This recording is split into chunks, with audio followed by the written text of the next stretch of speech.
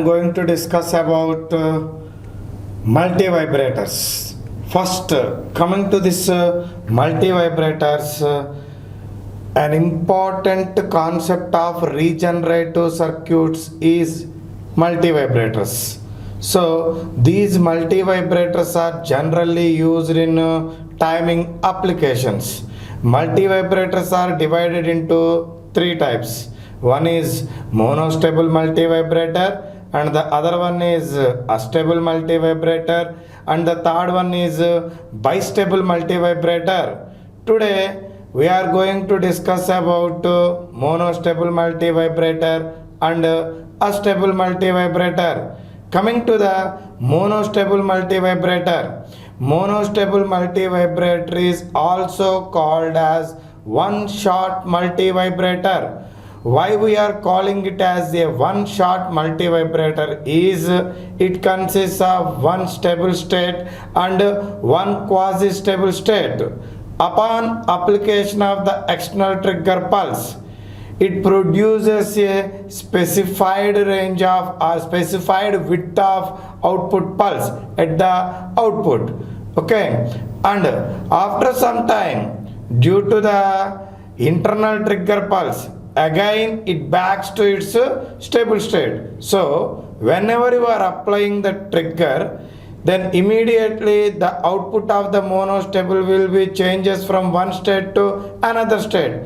That new state is called as quasi-stable state, and it will be stay there for some time. That time will be depend upon the timing elements, which is nothing but resistor and capacitor. Depending upon the values we are going to be choose for the resistors and capacitor, at that amount of the time the quasi stable state is exist. Once the time is completed, then immediately it go back to its stable state. This is about monostable multi-vibrator. Now we are going to discuss about monostable multi-vibrator with the help of op-amp. Now I am going to explain this monostable multi-vibrator with the help of op-amps. So if you are coming to the circuit diagram, the diode D1, thus this diode D1 is connected across the capacitor C. Why we are connecting that diode across the capacitor C is it clamps the capacitor voltage to 0.7 volts when the output is plus V saturation value. Okay, that's why we are connecting the diode D1 connected across the capacitor C. So the Schmitt trigger consists of two stable states. One is positive stable state, one is plus Vsat and another one is minus Vsat. Here for the construction of monostable multi-vibrator, we are using the Schmitt trigger only. That's why I told you that the Schmitt trigger, listen carefully, not monostable multi-vibrator. Schmitt trigger consists of two states, that is plus V saturation and minus V saturation. And coming to the monostable multi-vibrator, it consists of one stable state and one quasi-stable state. Now coming to this case, if for an example, if our output is plus Vsat, then what happened? If your output is plus Vsat, then what happened is then it conducts the diode D1, and the diode D1 clamps the capacitor voltage to 0.7 volts when your output voltage is plus Vsat, and we are applying the external trigger pulse, which is negative trigger pulse, will be applied at the non-inverting input terminal, and this amplitude will be considered as Vt, and always this external trigger input is adjusted with the help of resistors R1 and R2. That's why with the help of potentiometric divider, the Vt value will be adjusted from R1 R2 to beta into V0. Okay, that beta is nothing but R2 divided by R1 plus R2. Okay, when V naught is equal to plus V sat, then this one becomes beta into plus V sat. When V naught is equal to minus V sat, then it will becomes beta into minus V sat. Okay, so the input trigger pulse will be applied at the non-inverting terminal in this case. Okay, now what I am going to do is, first to understand this operation, I am going to be assume my output voltage is plus V saturation. Because of plus V saturation, the diode D1 is conducting and it clamps the capacitor voltage to 0.7 volts. And if the capacitor voltage is 0.7 and if it is less than this non-inverting terminal input voltage, until that time the V naught will be equal to plus V sat only. We all know the output stages of inverting Schmitt trigger as well as non-inverting Schmitt triggers also. Okay, now if suppose the capacitor voltage crosses this non-inverting input voltage, immediately the output will be changes to minus V sat. Okay, then the negative trigger voltage will be converted to minus beta into V sat. Okay, listen carefully. Once again I am repeating the same point. If the capacitor voltage is crossing this voltage, okay, that means if it is greater than this voltage, then immediately the output of the multivibrator is changes its state from plus V sat to minus V sat. Because of this, the input voltage is changed to beta V naught minus Vt. Okay, beta V naught is beta into V naught is beta into minus V sat minus Vt, and this inverting input will be changes to beta V naught minus Vt. And if this voltage is greater than this, until this the output value will be at minus V saturation. Once your input is crosses that value, once again the monostable multivibrator changes its state from minus V sat to plus V sat, and then immediately the capacitor charges to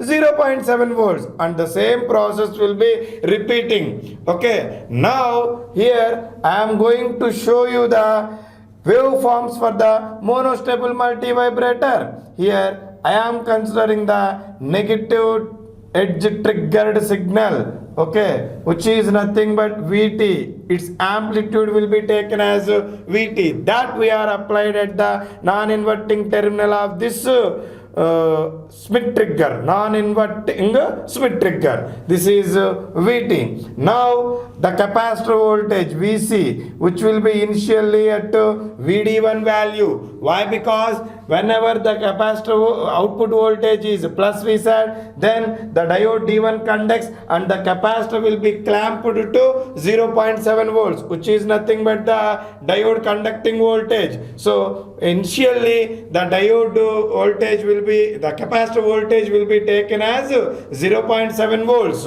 Okay.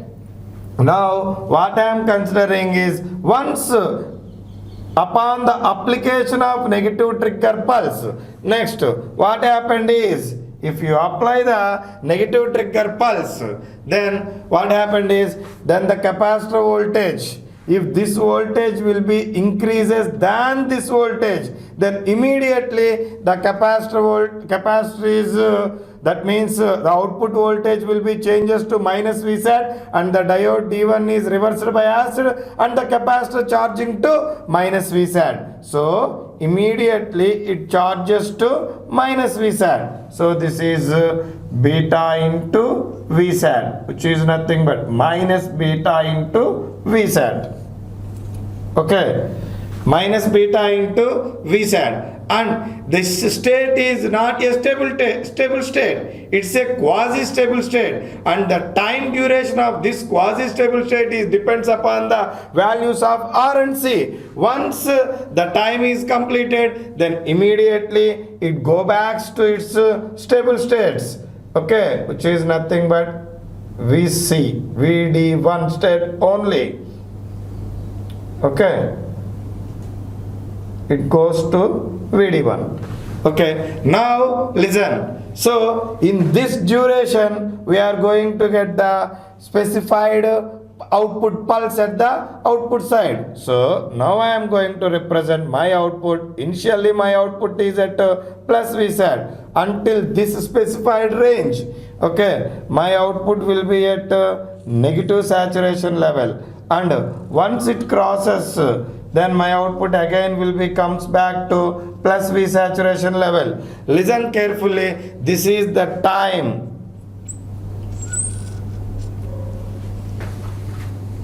for the quasi-stable state. Okay, so always look at this figure. This is time t and this is the time t dash. Why I am representing this time t and t dash is the capacitor doesn't reach its quasi state, that is minus beta into Vsat, until t dash is greater than t. Why I am telling it as after completion of the quasi-stable state, because of the internal trigger pulses, once again it come back to its initial state, okay, which is nothing but the stable state. So once t dash is greater than t, then only the quasi-stable state reaches to minus beta into Vsat, and this time, that is t dash minus t, which is nothing but the recovery time of its original signal.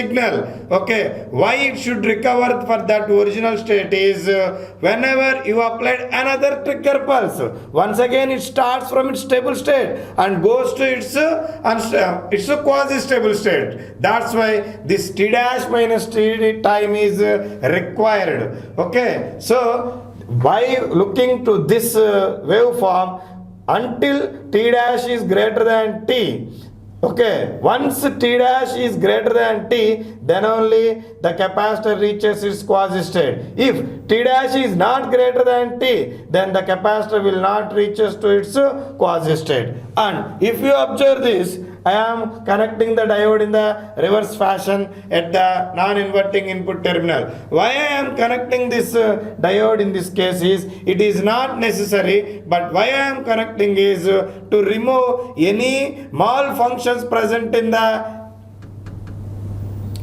trigger pulse, negative trigger pulse.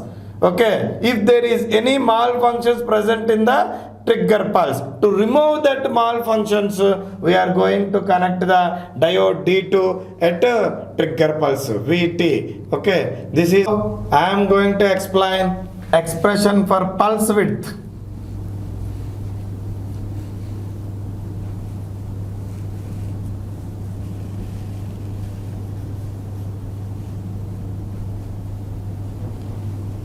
T.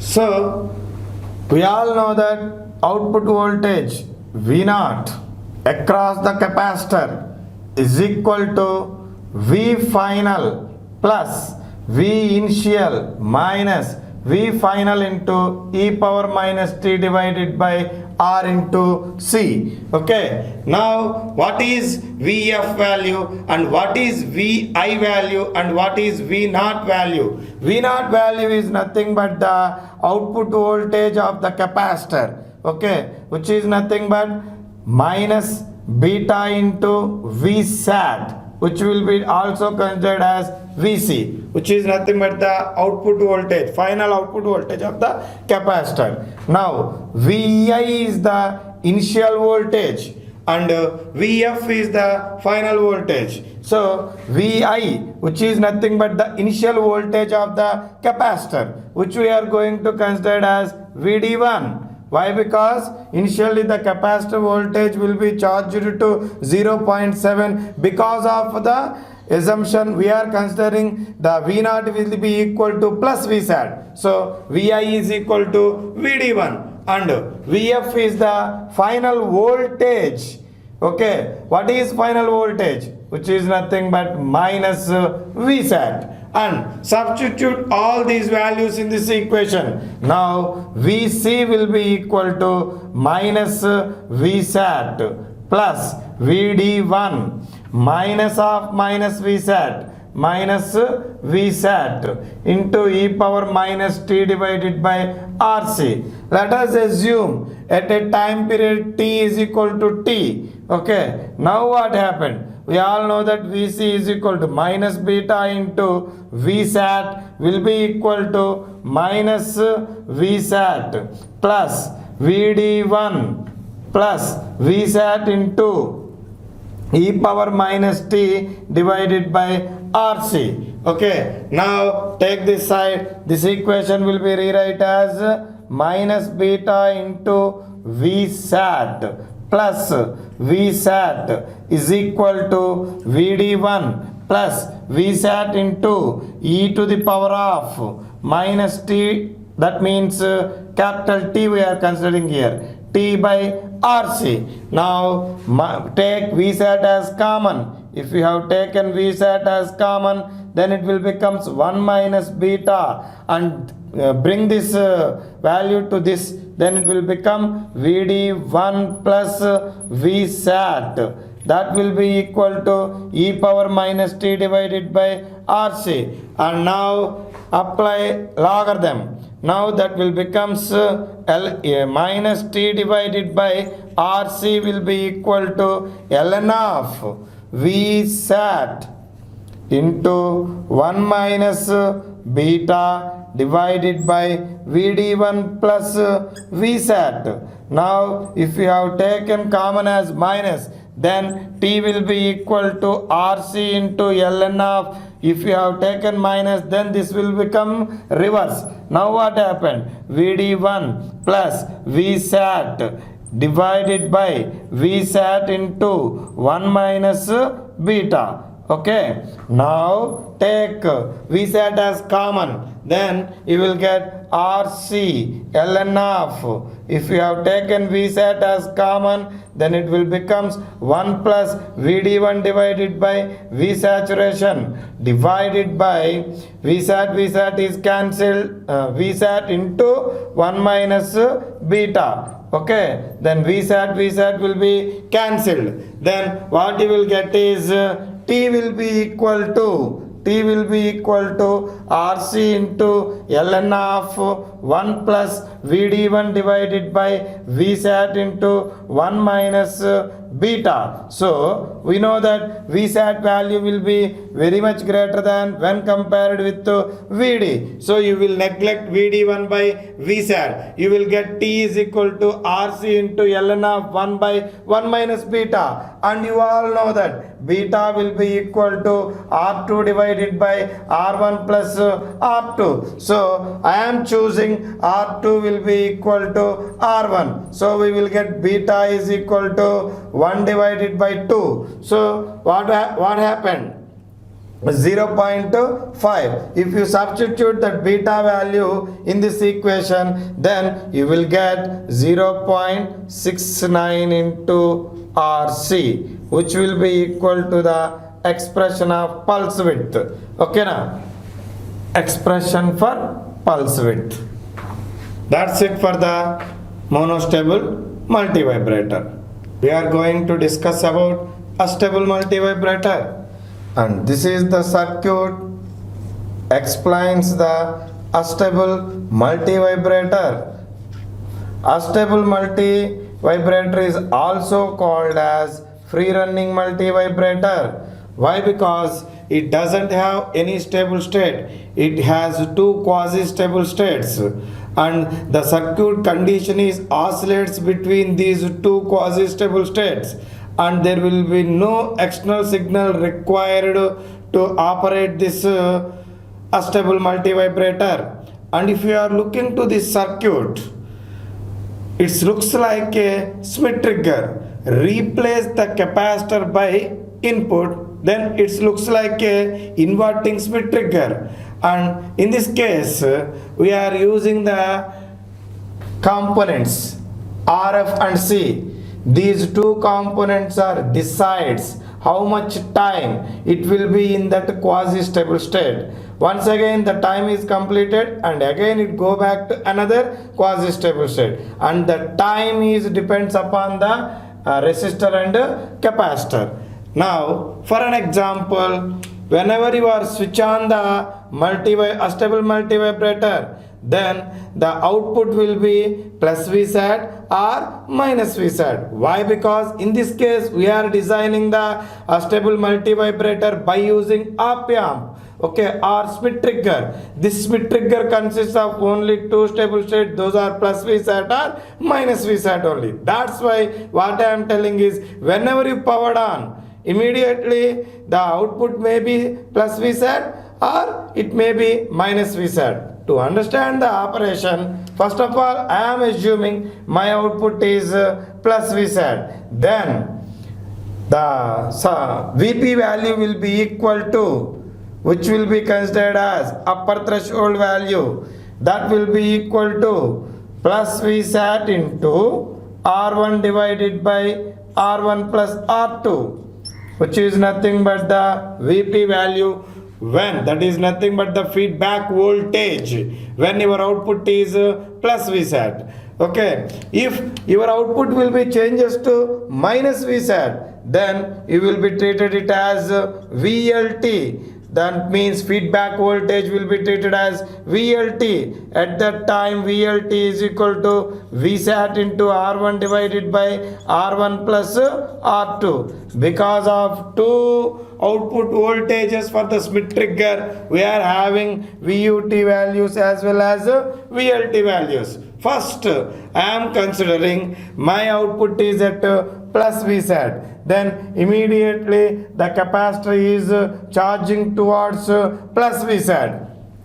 Okay, in this case I am considering my V0 is plus Vsat. Immediately the capacitor charging towards plus Vsat. Once the value of this capacitance is less than this value, until that your output will be plus Vsat only. Okay, once if the value of this capacitor is slightly changes or greater than this value, immediately your output will be changes to minus Vsat. So once your output will be changes to minus Vsat, then the capacitor is first discharges, okay, from initially when it is at plus Vsat, the capacitor charging to VUT value. Once the capacitor is minus Vsat, first it discharges from VUT to 0 and again it recharges to VLT. Why? Because here your V0 is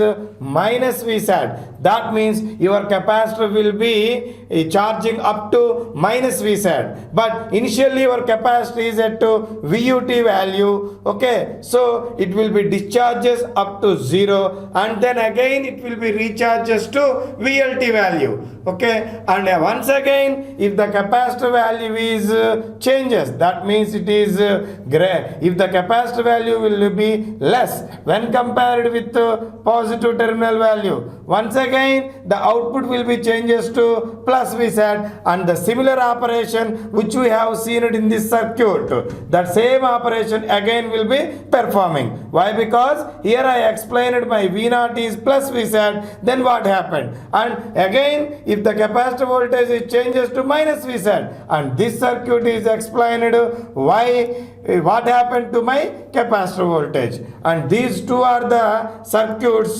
depending upon the output voltage. V0 is equal to plus Vsat and V0 is equal to minus Vsat.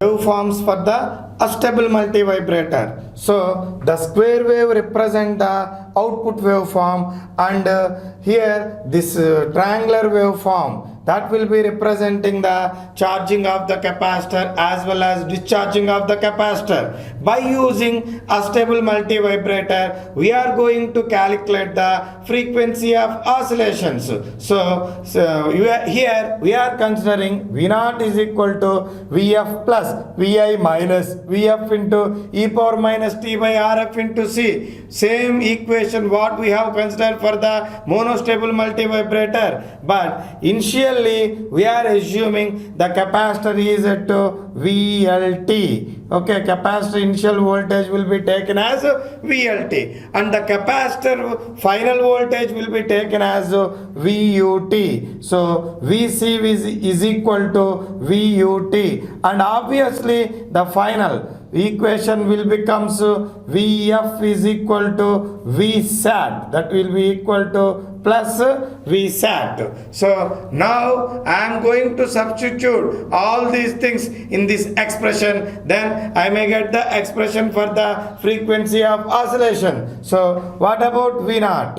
So listen, there is one important point in this case is initially I am assuming the capacity is at VLT and it charges to VUT and again it backs to VLT, then only it completes one complete cycle. So I am assuming initial voltage of the capacitor is VLT and final voltage of the capacitor is VUT, okay, and Vf is equal to final voltage. That means the capacitor will be charging if plus Vsat, then only it will be equal to Vc will be equal to VUT. Now V naught is nothing but here capacitor voltage VUT will be equal to plus Vsat and then plus Vi minus Vf into e power minus t divided by Rf into C. Now I am taking this term as this side and this term as